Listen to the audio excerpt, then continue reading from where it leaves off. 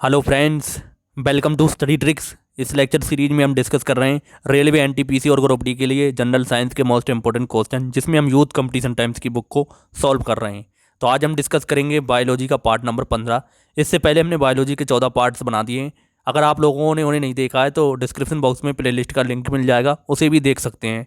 इसके अलावा फिजिक्स और केमिस्ट्री का भी फुल सिलेबस लगभग कंप्लीट करा दिया है इस बुक से, वो भी आप देख सकते हैं। उसका लिंक भी आपको डिस्क्रिप्शन बॉक्स में मिल जाएगा। तो चलिए स्टार्ट करते हैं आज का वीडियो। तो हमारा पहला क्वेश्चन दिया गया है, दो न्यूरॉन के बीच के जंक्शन को क्या कहा जाता है। दोस्तों, दो न्यूरॉन के बीच के जंक्शन को हम क्या कहते हैं, आपको इसको ध्यान रखना है। क्या कहते हैं? सूत्र युग्मन। ऑप्शन नंबर हमारा कौन सा? सी करेक्ट हो जाएगा। अगला क्वेश्चन देखते हैं,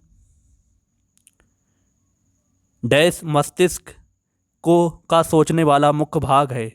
तो मस्तिष्क के सोचने वाला भाग कौन सा है, आपको इसको ध्यान रखना है। अग्र मस्तिष्क।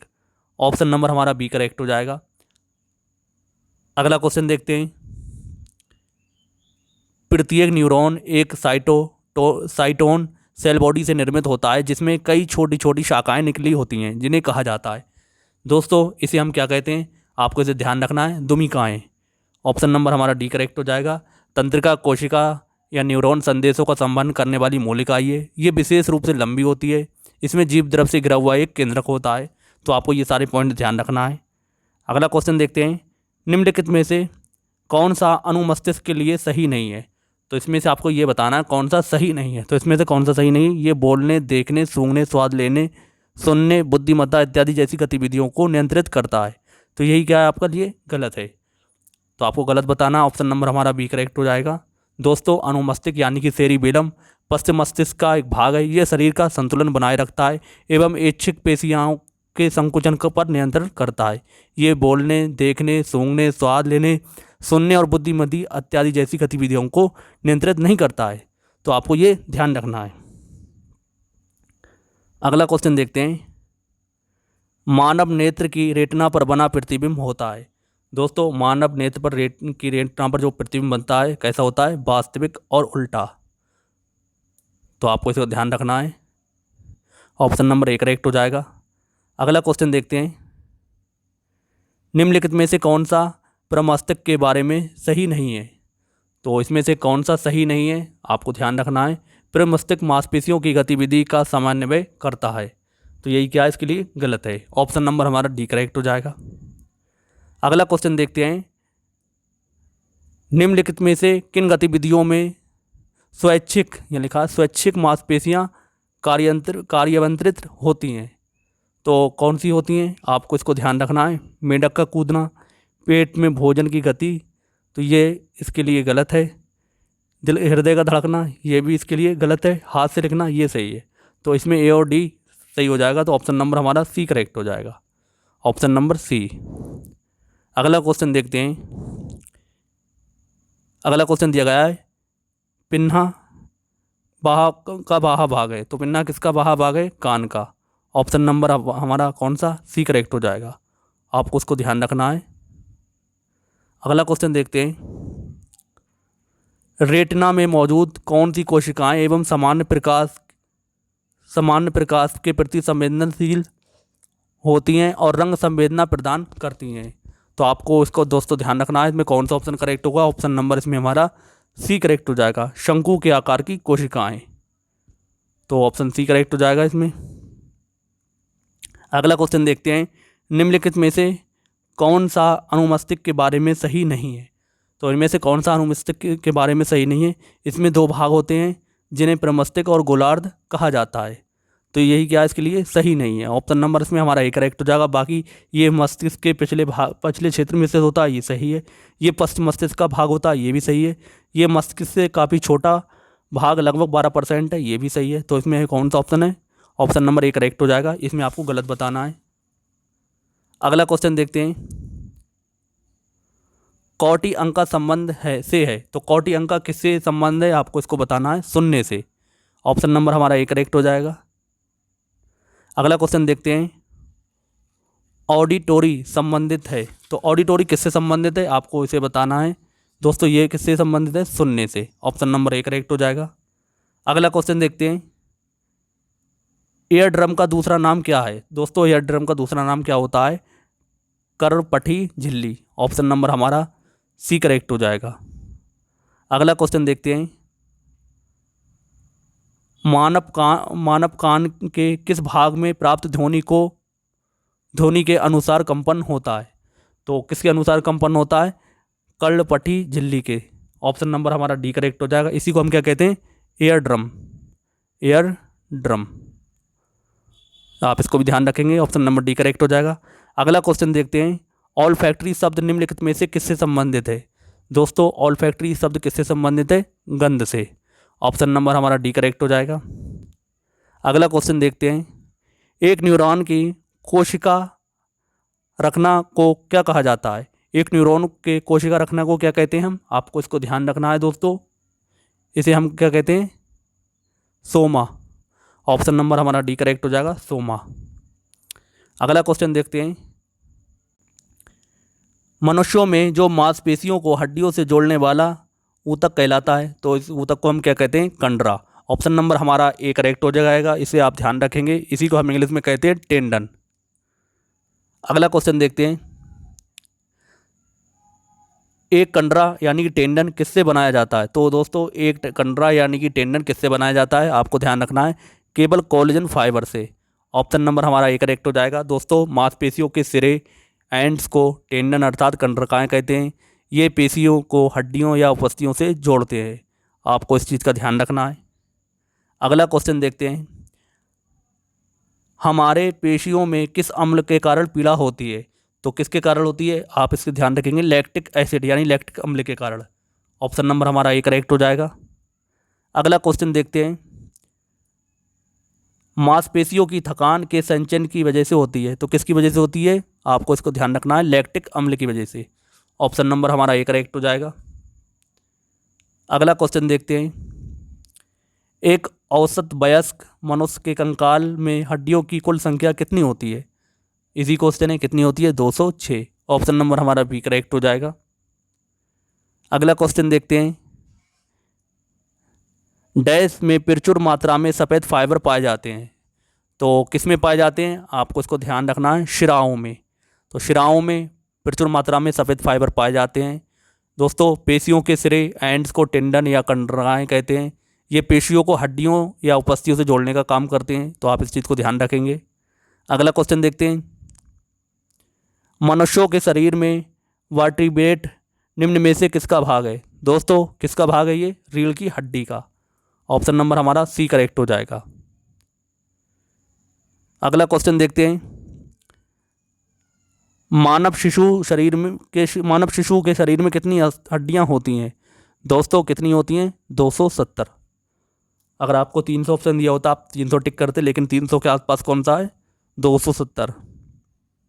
अगला क्वेश्चन देखते हैं, डैश हड्डियों को जोड़ता है, तो हड्डियों को कौन जोड़ता है? स्नायु। ऑप्शन नंबर हमारा ए करेक्ट हो जाएगा। इसी को हम इंग्लिश में कहते हैं हम लिगामेंट।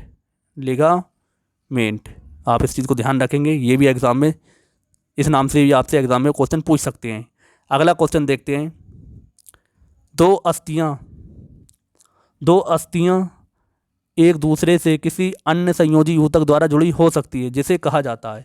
दोस्तों इसे क्या कहा जाता है? आप इसको ध्यान रखेंगे। इसे हम कह सकते हैं स्नायु, यानी कि स्नायु को हम क्या कहते हैं इंग्लिश में? लिगामेंट। ऑप्शन नंबर हमारा ए करेक्ट हो जाएगा। अगला क्वेश्चन देखते हैं, एक मानव हड्डी का जोड़ नहीं है, तो इनमें से एक मानव हड्डी का जोड़ कौन सा नहीं है? माइक्रो। ऑप्शन नंबर हमारा सी करेक्ट हो जाएगा, माइक्रो। अगला क्वेश्चन देखते हैं, मानव शरीर में सबसे छोटी हड्डी कौन सी है? दोस्तों मानव शरीर में सबसे छोटी हड्डी कौन सी है? स्टेपीज। ऑप्शन नंबर हमारा सी करेक्ट हो जाएगा। कहाँ पर पाई जाती है? कान में। और सबसे बड़ी हड्डी कौन सी होती है? फीमर, जो कहाँ पाई जाती है? जांग में। अगला क्वेश्चन देखते हैं, मानव शरीर में सबसे लंबी हड्डी कहाँ पाई जाती है? दोस्तों कहाँ पाई जाती है? अभी आपको मैंने बताया है, जांग में। क्या नाम होता है इसका? फीमर। आप इसको भी ध्यान रखेंगे। अगला क्वेश्चन देखते हैं, मानव शरीर की सबसे छोटी हड्डी कौन सी है? दोस्तों मानव शरीर की सबसे छोटी हड्डी कौन सी है? स्टेपीज अस्थि। कहाँ पर पाई जाती है? कान में। ऑप्शन नंबर इसमें हमारा सी करेक्ट हो जाएगा। अगला क्वेश्चन देखते हैं, शरीर की सबसे लंबी हड्डी कौन सी है? दोस्तों शरीर की सबसे लंबी हड्डी कौन सी होती है? आपको इसको ध्यान रखना है, जांघ की हड्डी। कौन सी होती है? फीमर। ऑप्शन नंबर हमारा डी करेक्ट हो जाएगा। अगला क्वेश्चन देखते हैं, मानव शरीर में मौजूद सबसे कठोर पदार्थ कौन सा है? दोस्तों मानव शरीर में सबसे कठोर पदार्थ कौन सा होता है? दांत की परत। ऑप्शन नंबर हमारा डी करेक्ट हो जाएगा। अगला क्वेश्चन देखते हैं, मानव शरीर की सबसे मजबूत हड्डी कौन सी है? दोस्तों मानव शरीर की सबसे कठोर हड्डी कौन सी है? जांघ की हड्डी। ऑप्शन नंबर हमारा डी करेक्ट हो जाएगा। अगला क्वेश्चन देखते हैं, छाती के आसपास की हड्डियों को क्या कहा जाता है? दोस्तों छाती के आसपास की हड्डियों को हम क्या कहते हैं? आपको इसको ध्यान रखना है, रिब्स यानी कि पसलियाँ। ऑप्शन नंबर हमारा सी करेक्ट हो जाएगा, रिब्स यानी कि पसली। अगला क्वेश्चन देखते हैं, निम्नलिखित में से कौन सा एक अक्षीय हड्डी यानी एक्सियल बोन नहीं है? तो इसमें से कौन सी एक्सियल बोन यानी कि अक्षीय हड्डी नहीं है, आपको इसे बताना है। तो दोस्तों कौन सी नहीं है? कंधा। ऑप्शन नंबर हमारा सी करेक्ट हो जाएगा। दोस्तों अक्षीय कंकाल एक कंकाल का वो हिस्सा है जिसमें कपाल, मेरुदंड, पसली तथा सिर की हड्डियां और कशेरुकाओं का ट्रंक शामिल होते हैं, जबकि कंधे की हड्डी कैसी होती है? अक्षीय हड्डी नहीं है। आपको इसको ध्यान रखना है। अगला क्वेश्चन देखते हैं, रीढ़ को भी कहा जाता है, रीढ़ को और क्या कहते हैं? दोस्तों आपको इसे बताना है, मेरुदंड। ऑप्शन नंबर हमारा सी करेक्ट हो जाएगा। अगला क्वेश्चन देखते हैं, एक मानव शरीर में अनैच्छिक मांसपेशियों को कहाँ होती हैं? एक मानव शरीर में अनैच्छिक मांसपेशियाँ कहाँ होती हैं? तो कहाँ पर होती हैं? दिल में। ऑप्शन नंबर हमारा सी करेक्ट हो जाएगा। दोस्तों ऐच्छिक और अनैच्छिक मांसपेशी के बारे में आपको ध्यान रखना है। तो पहले ऐच्छिक मांसपेशी के बारे में बात करते हैं। तो ये पेशियाँ अस्थियों से जुड़ी रहती हैं, अतः इन्हें कंकाल पेशियाँ कहते हैं। ये पेशियाँ मनुष्य की इच्छा की शक्ति के नियंत्रण में रहती हैं, इसलिए इन्हें हम क्या कहते हैं? ऐच्छिक पेशियाँ। अगली आती है हमारी अनैच्छिक मांसपेशी। तो इन पेशियों की गति हमारा नियंत्रण नहीं होता है, इसलिए इन्हें हम क्या कहते हैं? अनैच्छिक मांसपेशी। तो आपको इसको ध्यान रखना है। अगला क्वेश्चन देखते हैं, डैश मांसपेशियों को हड्डियों से जोड़ता है? दोस्तों कौन जोड़ता है? शिरा। शिरा क्या करता है? मांसपेशियों को हड्डी से जोड़ता है। अगला क्वेश्चन देखते हैं, अस्थि कोशिकाएं एवं एक हार्ड मैट्रिक्स अतः स्थापित होती हैं जो बना होता है। अस्थि कोशिकाएं एक हार्ड मैट्रिक्स में अतः स्थापित होती हैं जो बना होता है। तो किसका बना होता है? कैल्शियम और फास्फोरस का। ऑप्शन नंबर हमारा डी करेक्ट हो जाएगा। अगला क्वेश्चन देखते हैं, मांसपेशियों की क्रिया से उत्पन्न बल को कहा जाता है? दोस्तों मांसपेशियों की क्रिया से जो बल उत्पन्न होता है उसे हम क्या कहते हैं? तो उसे हम कहते हैं पेशी बल। ऑप्शन नंबर हमारा सी करेक्ट हो जाएगा। अगला क्वेश्चन देखते हैं, स्वैच्छिक मांसपेशियां में विद्यमान होती हैं। दोस्तों स्वैच्छिक मांसपेशियां किस में विद्यमान होती हैं? हाथ में। तो हाथ में कैसी होती हैं हमारी स्वैच्छिक मांसपेशियां? हाथ को जब हम चाहेंगे तभी चलेगा, ऐसा नहीं होगा। लेकिन जिगर, हृदय और फेफड़ों के अंदर कौन सी होती हैं? अनैच्छिक मांसपेशियां, जो हमारे बस में नहीं होती हैं। अगला क्वेश्चन देखते हैं, जॉइंट पर हड्डी की सतह को मुलायम करती है। दोस्तों जॉइंट की हड्डी की सतह को मुलायम कौन करती है? कार्टिलेज। ऑप्शन नंबर हमारा ए करेक्ट हो जाएगा, कार्टिलेज। अगला क्वेश्चन देखते हैं, कौन सा खनिज हड्डियों के लिए आवश्यक है? दोस्तों कौन सा खनिज हड्डियों के लिए आवश्यक है? कैल्शियम। ऑप्शन नंबर हमारा डी करेक्ट हो जाएगा। नेक्स्ट क्वेश्चन देखते हैं, डैश मांसपेशियों को कंकाल मांसपेशियां भी कहा जाता है? दोस्तों किसे हम कंकाल मांसपेशियां भी कहते हैं? आपको इसको ध्यान रखना है। ऐच्छिक मांसपेशियों को हम क्या कहते हैं? कंकाल मांसपेशियां, जो हमारे बस में होती हैं, जिसे हम नियंत्रित कर सकते हैं। ऑप्शन डी करेक्ट हो जाएगा। अगला क्वेश्चन देखते हैं, मानव शरीर की सबसे छोटी मांसपेशी कौन सी है? तो इस पर आपसे सबसे छोटी मांसपेशी पूछी है, इसमें आप कंफ्यूज ना हो।